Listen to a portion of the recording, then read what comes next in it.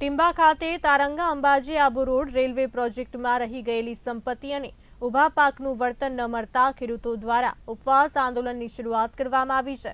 આ સંબંધમાં ધરણા કાર્યક્રમનું પણ આયોજન કરવામાં આવ્યું હતું।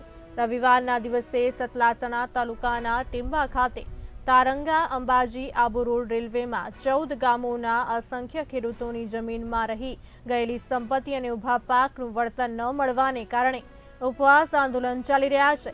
ખેડૂતો હવે આક્રમક મૂડમાં દેખાઈ રહ્યા છે। ખેડૂતો દ્વારા વળતર ન મળે તો ઉગ્ર આંદોલન કરવાની પણ ચેતવણી આપવામાં આવી છે।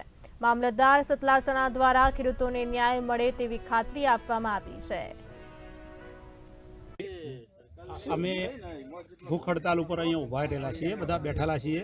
100 ખેડૂતો છીએ મિનિમમ, જે આબુ રોડ અંબાજી તારંગા જે પ્રોજેક્ટ છે એની અંદર ખેડૂતોના પાકનું વળતર અને અન્ય મિલકતો જે રહી ગઈ છે, જેવી કે બોર છે, પછી આપણા વૃક્ષો છે, આ બધાનું જે વળતર ખેડૂતોના પુરવણી એવોર્ડમાં પણ નથી આપ્યું।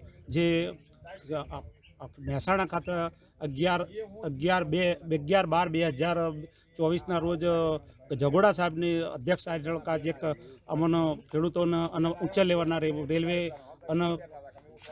રેલવે અને પ્રાંત કક્ષાના જે અધિકારીઓને બોલાવવામાં આવેલા હતા અને ખેડૂતોને બોલાવવામાં આવ્યા હતા। એ વખતે કે તમને પાકના પૈસા અને અન્ય મિલકતો બધી વળતર મળી જશે, તો એ પુરવણી એવોર્ડમાં આ લોકોએ ગાલમેલ કરી અને પુરવણીનો એવોર્ડ અધૂરો કરી અને કે હવે તમને પાકના પૈસા નહીં મળવા પાત્ર થતા નથી।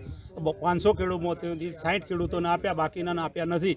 તો એ માટે અમે ધરણા કાર્યક્રમ અને ઉપવાસ કાર્યક્રમ અહીંયા ચાલુ કરેલ છે।